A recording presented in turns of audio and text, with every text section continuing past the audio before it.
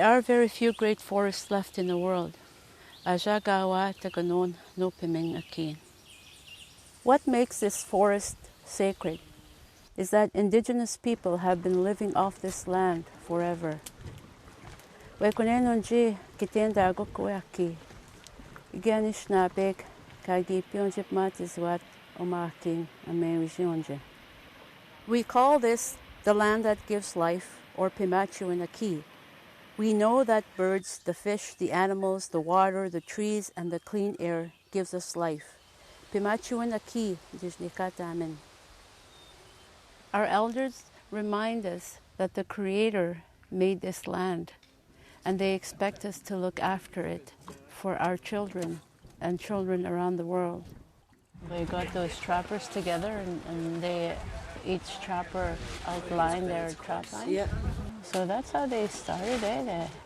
The trappers came together first and talked about, they had concerns about development because they didn't want this area developed.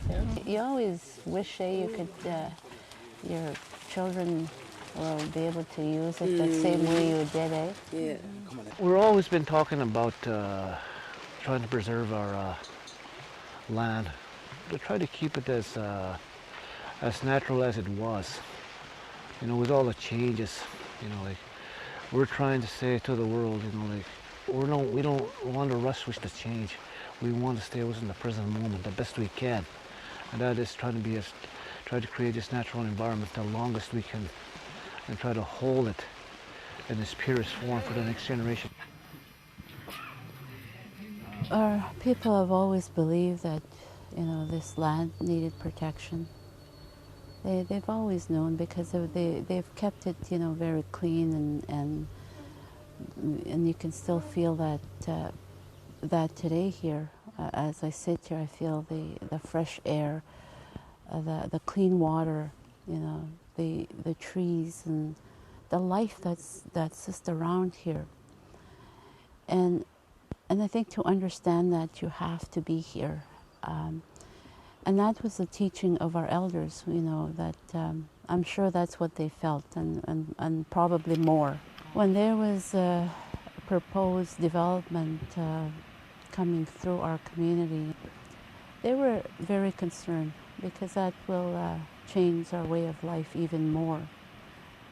I don't think it was going to be for the better because, you know, you don't really gain anything when you destroy your environment. The Poplar River and Little Grand, Pongassi, Bekanchikam came together. First they started looking at options. We want to be able to continue on doing what we used to do in this land, as it has always been for generation and generation of time. So they started talking, having dialogue sessions after sessions, and I was part of those sessions. So during that time, I guess Ray and the other guys were just working very hard.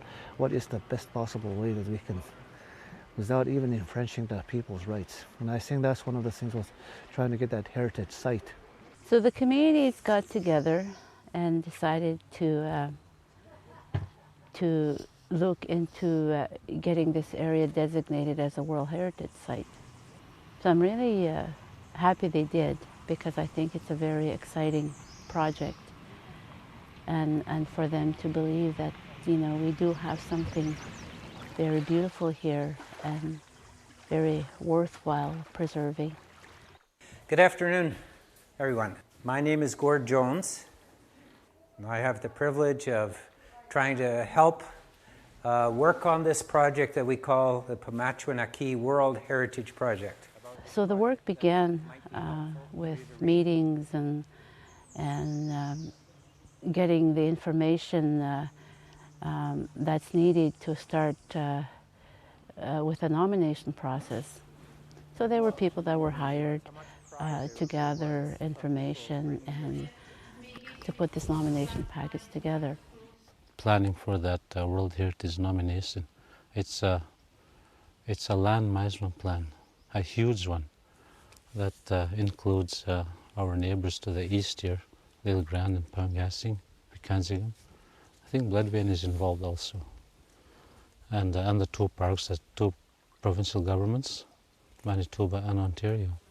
We have a nomination going towards UNESCO, which is comprised of the traditional areas of First Nations and provincial parks in eastern Manitoba and northwestern Ontario that deserves protection, that deserves recognition of the leadership of the people who live there, who deserve some economic opportunities, who I think will earn the designation that we seek.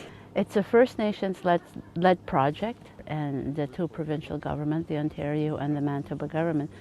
I mean, that's a history in itself. I don't think that has ever happened anywhere else. We got a good partnership with Ontario and Manitoba also. They've supported us in our land use planning. Everything that we do in the nomination document has to tie into the network, to tie in around those outstanding universal values.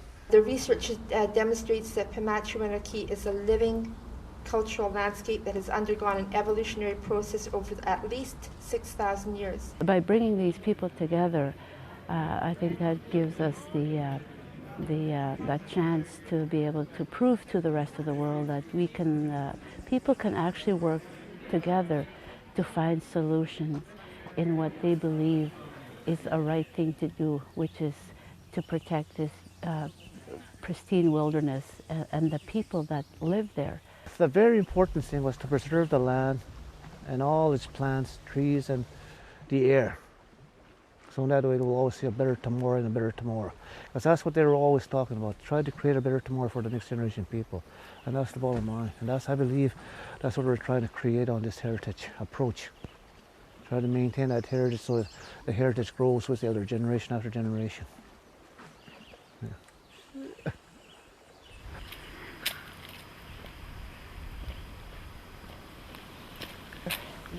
You can see a long ways from here. You can see a lot of those islands and that river, and so many different shades of green, eh? Oh, yeah. If this isn't an outstanding universal value, I don't know what is. It's very beautiful. It's God's creation. And that's what Anishinaabe believe. And that's why they want to keep this the way it is, eh? Because it's so beautiful. I would be ashamed if it's ever destroyed, eh? Yeah.